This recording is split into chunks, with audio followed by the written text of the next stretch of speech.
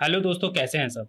मैं हिमांशु स्वागत करता हूं आपके अपने चैनल कॉमिक वर्ल्ड पर। तो चलिए दोस्तों, शुरू करते हैं राज कॉमिक्स में डोगा सीरीज की अगली कॉमिक्स, कायर। डॉक्टर जेटली ने जिम में प्रवेश किया तो अदरक चाचा ने लपक कर बैग उसके हाथ से ले लिया। सूरज कहाँ है अदरक चाचा? आइए डॉक्टर, सूरज अपने कमरे में ही है।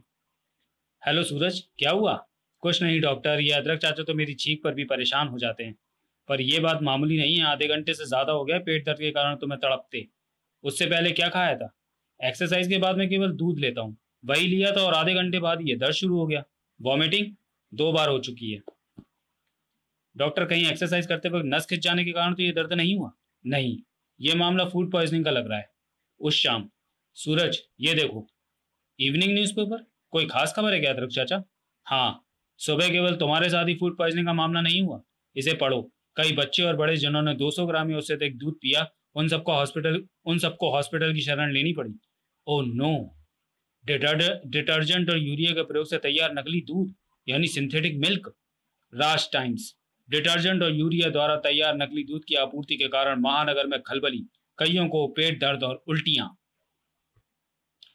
यह गंभीर मामला है अदरक चाचा। मासूम बच्चों की मासूमियत के साथ इस खिलवाड़ को बर्दाश्त नहीं करेगा। डोगा। निकल पड़ा वह जो समस्याओं को हल ही नहीं करता बल्कि उन्हें जड़ से खत्म करता है। प्रातः का वह समय था 4 बजे का, जब वह मिल्क वैन उस इमारत में प्रविष्ट हुई, जहां 5 मिलके वैनें आ गई हैं।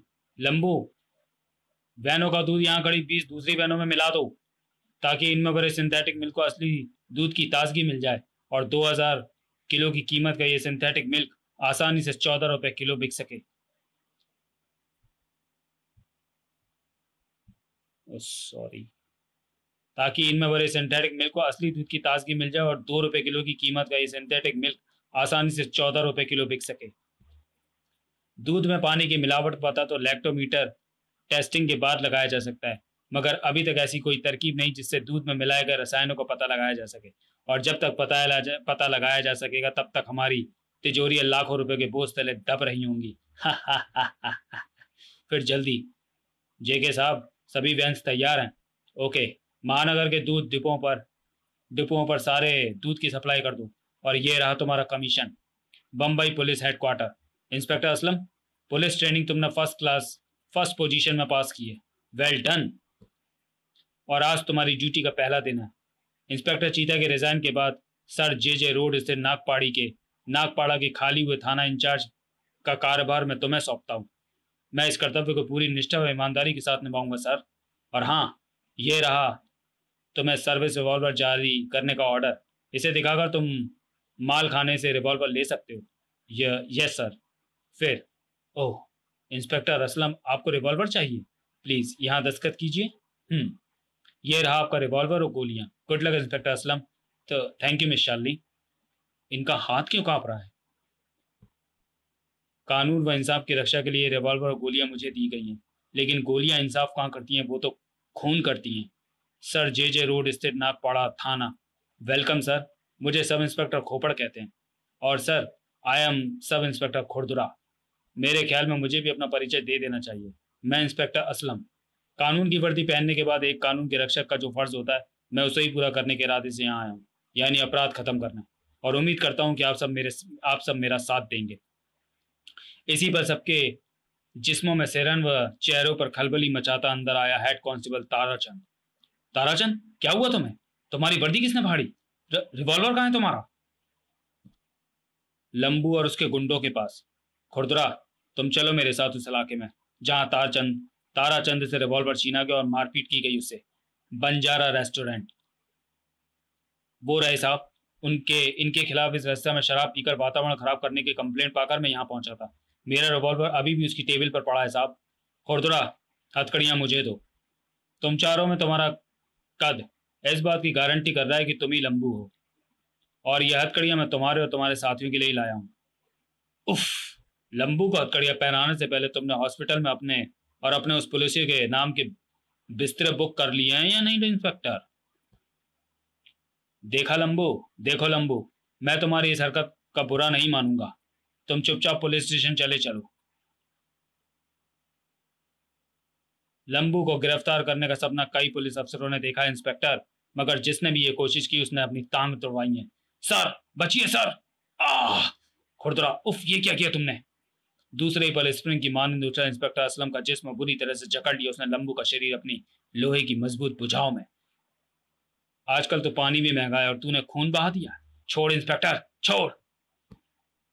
हवा में उछलकर फर्श पर गिरा लंबू। उसकी इस हरकत से कराह फूट पड़ी इंस्पेक्टर असलम के कंठ से। उफ! मछली की तरह फिसल कर न सिर्फ छूट गया लंबू, बल्कि फुर्ती के साथ खड़े होकर उसने एक ठोकर असलम की पसलियों में भी जड़ दी। लंबू ने भागने के दरवाजे की तरफ छलांग लगाई, मगर जोक बनकर उसकी एक टांग से चिपक गया इंस्पेक्टर असलम। तुझे सजा जरूर दिलवाऊंगा लंबू, ऐसे नहीं भागने दूंगा मैं तुझे। लंबू की जबरदस्त ठोकर पड़ी इंस्पेक्टर असलम के चेहरे पर। उफ! उसके चेहरे से खून की एक पतली धार बह निकली। गला फाड़कर चिल्लाया वह, रुक जाओ, रुक जाओ! इसे हथकड़ियां लगाने का आदेश मुझे दीजिए सर। चेहरा आग भभूगा हो गया था इंस्पेक्टर असलम का। जबड़े सख्ती के साथ एक दूसरे पर कस गए थे। लगा जैसे अभी गोली लंबू की टांगों के आर पार कर देगा वह। गोली चला भी दी उसने, लेकिन निशाना बदल चुका था। क्रश! सर, मुझे अफसोस है कि आप एक नौसिखिए की तरह लड़े। आपने गोली लंबू पर क्यों नहीं चलाई सर? आप उसे एक चांटा तक नहीं लगा पाए। एक डरपोक बच्चे की तरह लड़ रहे थे आप सर। एक डरपोक बच्चे की तरह लड़ रहे थे सर आप सर। उफ, क्या कहूं इंस्पेक्टर, चीता जैसे ब्रिलियंट शेर थाना इंचार्ज की काली हुई कुर्सी पर कायर आकर बैठेगा, ये तो मैंने सोचा भी ना था। उत्तेजना की अधिकता से थरथरा उठा इंस्पेक्टर असलम का वजूद। मस्तक पर पसीने की बूंदें चिचोहा गई। जबड़े पीछे गुर्रा उठा गए। माइंड योर लैंग्वेज खुरदुरा, बिहेव योर सेल्फ। मगर वे शब्द सुनने के लिए खुरदुरा वहां रुका नहीं रहा था। लड़खड़ाते कदमों के साथ बाहर निकलता चला गया था वो। पसीने में डूबा बड़बड़ा उठा इंस्पेक्टर असलम। मैं उस पर गोली नहीं चला सकता था। हाँ खुरदुरा, मैं उस पर गोली नहीं चला सकता था। बेवशता से तड़प उठा था वो। और वो जो समस्याओं को केवल हल ही नहीं करता बल्कि उन्हें जड़ से उखाड़ता है, वो इस समय मौजूद था जेके डेयरी प्रोडक्ट की इमारत के सामने। मुझे पूरी उम्मीद है कि सिंथेटिक मिल्क जैसे घातक दूध के उत्पादन में इन्हीं कंपनियों में से किसी कंपनी का हाथ हो सकता है, वरना इतने बड़े पैमाने पर यह काम नहीं हो सकता। सहसा चौंक पड़ा डोगा के देखते देखते मिल्क वैन जेके डेयरी प्रोडक्ट्स में समा गई। अक्सर इन कंपनियों में शाम की सप्लाई का ताज़ा दूध सुबह की सप्लाई का दूध शाम को पहुंचा करता है, मगर सिर्फ 5 मिल्क वैन पूरी फैक्ट्री की आवश्यकताओं को कैसे पूरा करेगी? मेरा अंदर आना जरूरी हो चुका था, क्योंकि अंदर आकर ही मुझे पता लग सकेगा कि अंदर आई 5 मिल्क वैनें ही बाहर क्यों नहीं निकली, जबकि 20 दूसरी वैनें बाहर गई हैं। डिटर्जेंट, खाद्य तेल, कास्टिक सोडा और यूरिया। यानी मेरा संदेह ठीक था। यानी उस 20 मिल्क वैनों में जो दूध भेजा गया वो वही सिंथेटिक दूध है जिसने महानगर में आतंक मचा रखा है। और इन 5 वैनों में आता असली दूध उस 20 वैनों में मिला दिया जाता है ताकि नकली को असली का रूप दिया जा सके। यानी 20 वैनों में भरा सैकड़ों गैलन दूध एक बार फिर बहुत से मासूम लोगों के स्वास्थ्य से खिलवाड़ करके उनके घरों में पहुंचेगा। नहीं, डोगा यह हरगिज नहीं होने देगा। डोगा यह तो अब जरूर होगा, क्योंकि उन वैनों में भरे सिंथेटिक मिल्क के बारे में बताने के लिए अब तो मैं पार को जिंदा नहीं छोड़ेगा। शक! उफ! डोगा ने वह कांटा खींचकर बाहर निकाला और दर्द रोकने के प्रयास में उसका खून जैसे उसके चेहरे पर आ जमा हुआ था। दुश्मन के साइलेंट आक्रमण का मुझे पता नहीं चला। उफ! जबरदस्त फुर्ती थी पार्कों के आक्रमण में। उफ! डोगा ने खींच निकाला वह कांटा भी। उतनी ही फुर्ती के साथ आकर धंसा वह एक और कांटा। Oh no! वार करता दुश्मन दिखाई नहीं पड़ रहा। सक! उसके वार रोकने और उसका परिचय जानने के लिए अब मुझे भी उसे ललकारना पड़ेगा, और मुझे उम्मीद है कि मेरी ललकार सुनकर अपनी ताकत का प्रदर्शन करने वह मेरे सामने जरूर आएगा। डोगा ने खींचकर निकाला वह कांटा भी, फिर गुर्राया। छुपकर तो गीदड़ भी वार नहीं करता पार्को।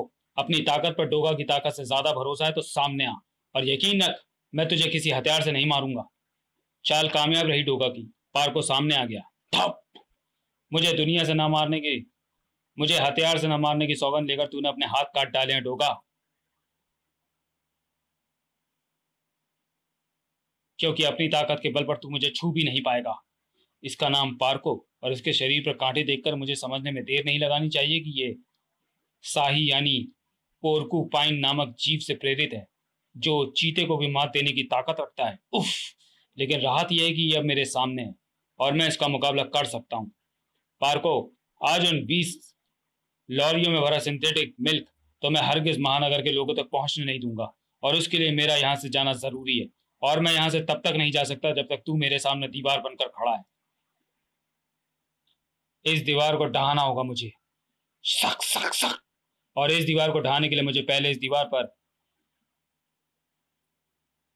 चुनी गई ईंटों को उखाड़ना होगा, यानी इसके शरीर पर चढ़ी इस कटीली